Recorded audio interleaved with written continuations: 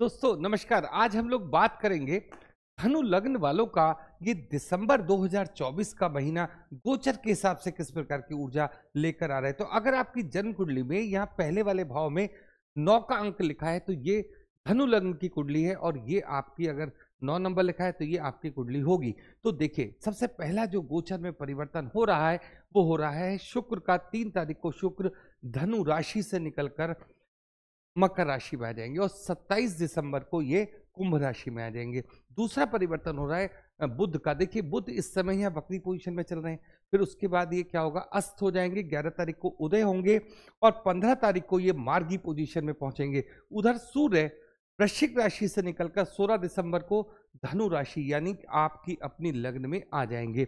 अगर हम केतु की बात करते हैं, पूरे के पूरे महीने केतु कन्या राशि में गोचर करते रहेंगे और राहु मीन राशि में गोचर करते रहेंगे। शनि अपनी ही राशि कुंभ राशि में मार्गी पोजीशन में गोचर करते रहेंगे और आपके लग्नेश यानी कि गुरु वृषभ राशि में वक्री पोजीशन में गोचर करते रहेंगे। तो ये सारी स्थिति इस समय हमारी बनी है। और अगर हम मंगल की चर्चा करते हैं तो मंगल क्या है कि इस समय मार्गी पोजीशन में चल रहे हैं, लेकिन जब ये मंगल 7 तारीख को वक्री पोजीशन में आएंगे, एक तो पहले ही जो इस समय मंगल हैं वो कहाँ पर चल रहे हैं, कर्क राशि में चल रहे हैं, नीच के मंगल हैं। तो ये टोटल स्थिति क्या होगी, धनु लग्न वालों को उसका क्या परिणाम मिलेगा, मैं इस पर चर्चा करता हूँ। तो देखिए, सबसे पहले शुरुआत हम लोग करेंगे आपके लग्नेश से। लग्नेश इस समय कहाँ बैठे हैं, हमारे लग्नेश बैठे हैं गुरुदेव बृहस्पति 6ठे भाव में वृषभ राशि में बैठे हैं। और कैसे चल रहे हैं, इस समय वक्री पोजिशन में ही चल रहे हैं। खुद लग्न में कौन बैठे हैं, शुक्र बैठे हैं।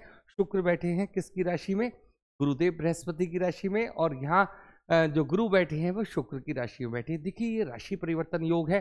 कुल मिलाकर जो धनु लग्न वालों को अगर कहीं पर कोई जॉब से संबंधित कोई प्रॉब्लम चल रही है या मुझे कोई नई जॉब चाहिए, इस तरीके का वो सोच रहे हैं, तो ये कार्य आपका कब होगा, ये 2 दिसंबर से पहले पहले हो जाना चाहिए। इसके बाद क्या होगा, थोड़ा संघर्ष करने के बाद आपको सफलता मिलेगी।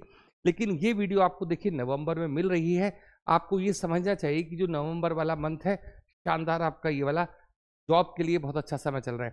अगर मैं बात करता हूं आपसे इस समय बैठे हुए शुक्र की, तो देखिए यहाँ पर अभी शुक्र की जो पोजीशन है ये हमारे लग्न में बनी हुई है, लेकिन ये 2 दिन के बाद ही अपना स्थान परिवर्तन करके कहाँ पहुंच जाएंगे, मकर राशि में। कुल मिलाकर मैं आपसे ये बात कहना चाहूंगा कि इस समय धनु लग्न वालों की जॉब में अगर कोई प्रॉब्लम है वो दूर हो जाएगी 3 तारीख से पहले पहले। और अगर किसी को 3 तारीख के बाद जॉब के लिए ट्राई करना है तो थोड़ा सा अपना प्रयास बढ़ाना होगा। लेकिन आपको एक बात ये भी ध्यान रखनी है कि इस समय आप किसी अगर जॉब में हैं और उसको आप परिवर्तित करने की सोच रहे हैं तो ऐसी गलती अभी बिल्कुल भी मत कीजिएगा। आपको थोड़ा सा वेट एंड वॉच की पॉलिसी अपनानी है। अगर हम लोग बात करते हैं सेकंड हाउस की, मालिक कौन है, शनि, और बैठे कौन से हैं, थर्ड हाउस में बैठे हैं। तो सेकंड हाउस थर्ड हाउस की दोनों की चर्चा करता हूं।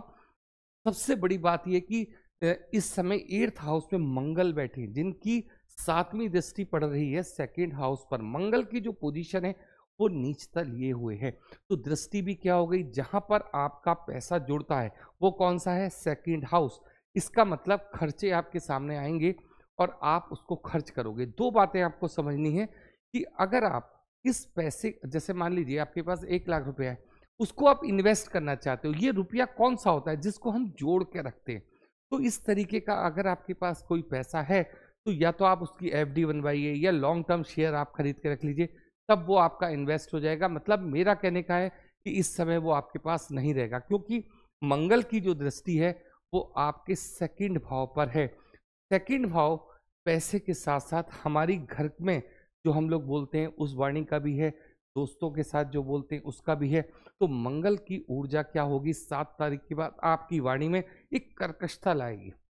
जो भी बात है, किसी भी व्यक्ति से अगर आप बोलेंगे बहुत ज्यादा स्पष्टवादी हो जाएंगे। और ज्यादा स्पष्टवादी होने का मतलब क्या होता है, दूसरे को आपकी बात बहुत ज्यादा बुरी लग जाएगी। तो जिन शब्दों का आप इस्तेमाल करोगे तो वो किस तरीके के होंगे, एक सेनापति वाले होंगे। सेनापति की जैसे किसी की सुनता नहीं है, इस तरीके के शब्दों का आप प्रयोग करेंगे। तो क्या होता है, मंगल एक आग भी है, संबंधों में थोड़ी सी कड़वाहट आने का ये काम होगा और ये स्थिति हमें पूरे महीने फेस करनी होगी। तो इसलिए धनु लग्न वालों को सबसे पहले एक ही सलाह है, या तो वो कम बोलना शुरू करें या जो भी कुछ बोले एक बार पहले सोचें उसके बाद बोलें, क्योंकि जो मंगल की ऊर्जा है वो इस समय कैसी है, थोड़ा सा वाणी को आपको खराब करने वाली है। सेकंड, अगर हम लोग बात करते हैं आपसे थर्ड हाउस की, मालिक कौन है? शनि। बहुत ही बढ़िया प्लेसमेंट पे इस समय शनि बैठे हैं और शनि इस समय मार्गी पोजीशन में बैठे हैं। जो जो प्रोग्राम आपने जैसे पैसा कमाने के लिए बनाए हैं या किसी भी चीज पर आप वर्क कर रहे हो, रिसर्च कर रहे हो, तो ये वो काम है कि आप कीजिएगा। और ये पब्लिक रिलेटेड हाउस है। तीसरा हाउस किसका है? आस पड़ोस का है, या ऑनलाइन कोई काम करने का है, या पब्लिक से ऑनलाइन जुड़ने का हाउस भी है।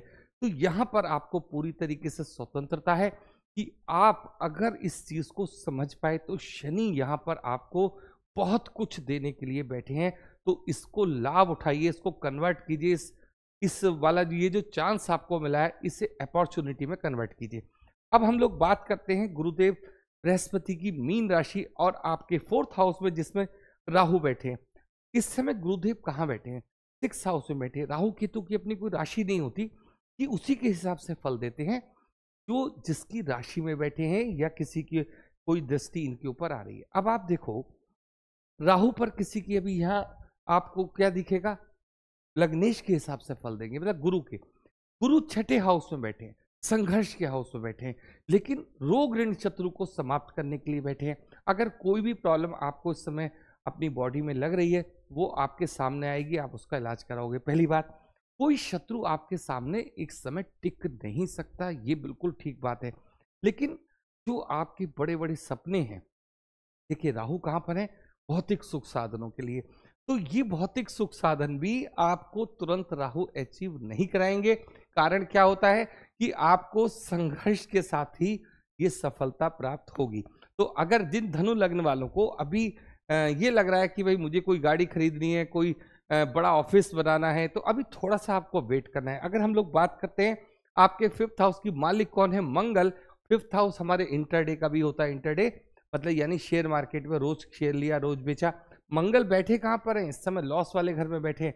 तो एक चीज आपको समझनी है, मंगल आपके दो घरों के मालिक हैं। एक राशि आपकी मतलब फिफ्थ हाउस के मालिक है, एक ट्वेल्थ हाउस के मालिक है। तो मंगल आपके मित्र माने जाते हैं, मतलब धनु लग्न वालों के लिए मंगल अच्छी पोजीशन में माने जाते हैं। लेकिन मंगल का स्वयं का संबंध इस समय एट्थ हाउस में चल रहा है। तो देखिए आप ये समझिए कि छोटे मोटे एक्सीडेंट वगैरह ये सब चीज़ें भी इस समय आपके साथ चल रही हैं। तो अपने वाहन को सही चलाइए, चाहे आप टू व्हीलर यूज़ करते हैं या फोर व्हीलर।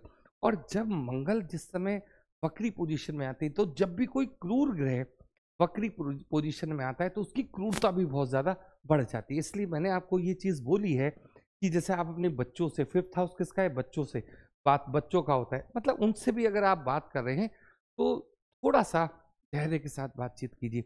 अन्यथा क्या होता है, संबंधों में खटास आती है, आपके शब्द उनको बुरे लग जाएंगे। तो ये चीज़ आपको समझनी है। अगर हम लोग बात करते हैं सिक्स हाउस की, लग्नेश सिक्स हाउस में, मतलब हमारी जो जीवन ऊर्जा है वो कहीं ना कहीं छठे हाउस से जुड़ रही है। तो कुछ ना कुछ दान या कुछ सेवा का काम आपको करना है। सेवा हम लोग किसको कहते हैं?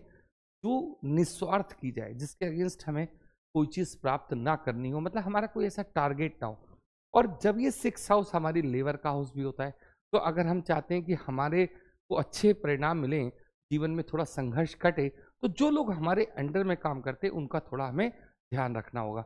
अगर मैं बात करूंगा आपसे सातवें हाउस की, मालिक कौन है? बुध। बैठे कहाँ पर है? ट्वेल्थ हाउस में बैठे। देखिए छोटी छोटी बात पर अगर आप इसको सोचोगे ना, ये स्पाउस का घर है, तो जो भी वो कहते हैं एक बार आपको उसको सुनना, इग्नोर नहीं करना उनकी किसी बात को। अन्यथा क्या होता है, झगड़े की संभावना इसमें बनती है। अगर मैं आपसे बात करूंगा एट्थ हाउस की, देखिए मंगल बैठे हैं, ऊर्जा ज्यादा अच्छी नहीं है। अगर आप रिसर्च में जाना चाहते हो, किसी चीज को खोजना चाहते हो, टाइम अच्छा है। अगर हम लोग देखिए चर्चा करते हैं आपसे आपके नाइन्थ हाउस की, नाइन्थ हाउस का मालिक कौन है? सूर्य। बैठे कहां पर है इस समय? ट्वेल्थ हाउस में बैठे हैं। कहने का मेरा मतलब है कि 15 तारीख तक, 15 दिसंबर तक जो ये ग्रहों की पोजीशन है उसको समझने की कोशिश कीजिए। थोड़ा सा नुकसान, ये चीज आपकी बनी हुई, ज्यादा खर्च, ये सारी चीजें भी आपके साथ बनी है। हर समय आपके सामने खर्च पहले आएगा, उस चीज को आप सोचोगे, फिर आप डिस्टर्ब होगे। तो इस चीज को समझो वो मैनेज करने की कोशिश हमें करनी है कि अभी भाग्य का स्वामी बैठा कहाँ पर है, खर्चे वाले भाव में। लेकिन जैसे ही 16 तारीख को, ऐसे 15 तारीख की शाम से आ जाएंगे, लेकिन जैसे ही ये सूर्य आपके लग्न में आते हैं तो एक चीज को आपको समझनी होगी कि जब भी 5th हाउस का स्वामी लग्न के साथ अपना संबंध बनाएगा तो ये आपका लग्न गोचर के हिसाब से एक अच्छा टाइम शुरू हो जाएगा। मतलब सूर्य जब आपके यहाँ पर आएंगे 16 तारीख के बाद, जो अगला ये जो 16 दिसंबर आ रहा है, दिसंबर 16 के बाद एक आपको अपने जीवन में जिसे कहते हैं ना उन्नति का समय देखने को मिलेगा। ये एक अच्छा समय आपके लिए साबित होना चाहिए। अब हम लोग बात करते हैं 10th हाउस की। इस समय गुरुदेव बृहस्पति की दृष्टि इसके ऊपर पड़ रही है। आपको कोई भी अपना बिजनेस या सर्विस चेंज करने की आवश्यकता बिल्कुल भी नहीं है। दूसरी बात यह है कि जब तक इसका मालिक 8th हाउस में 12th हाउस में बैठे हैं, मतलब खर्चे वाले भाव में बैठे हैं, तो आपके लगातार खर्चे तो बढ़ेंगे ही बढ़ेंगे, लेकिन खर्चा तभी होता है जब व्यक्ति के पास पैसा होता है, वो अपने हिसाब से ही खर्च करता है।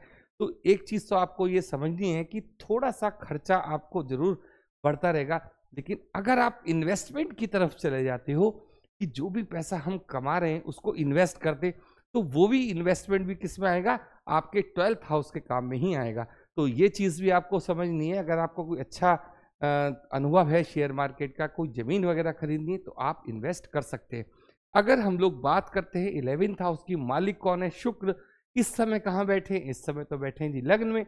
उसके बाद कहाँ चले जाएंगे, 2nd हाउस में चले जाएंगे। तो जब वो 2nd हाउस में पहुंचेंगे तो मंगल का और शनि का आपस में क्या होगा, एक तरीके से आमना सामना हो जाएगा। यहां पर आपका जो लाभेश है वो भी शुक्र है, और जो आपके 6th हाउस का मालिक है वो भी शुक्र है। और शुक्र क्या होता है हमारे हिसाब से, अपोजिट जेंडर, ठीक है। तो जब ये 2nd हाउस में आते हैं तो अब आपको एक तरीके से समझिए, जैसे कि 3 तारीख के बाद पैसा भी आना शुरू होगा। वो भी कैसे, जैसे हमारे बहुत सारे क्लाइंट फीमेल होते हैं, या कोई मेल है तो उसके फीमेल, फीमेल है तो उसकी मेल, मतलब कहीं ना कहीं आपको शुक्र का इन्वॉल्वमेंट भी देखने को मिलेगा। तो ये एक अच्छा योग है।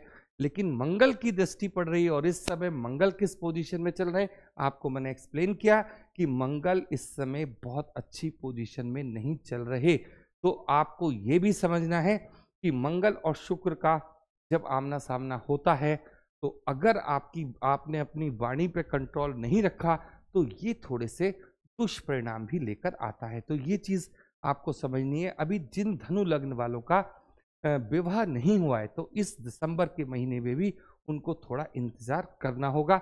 लेकिन जिन लोगों की अभी जॉब नहीं लगी है तो वो प्रयास करें पहले तो कि हमारी जॉब कब से लग जाए, 3 दिसंबर से पहले पहले लग जाए।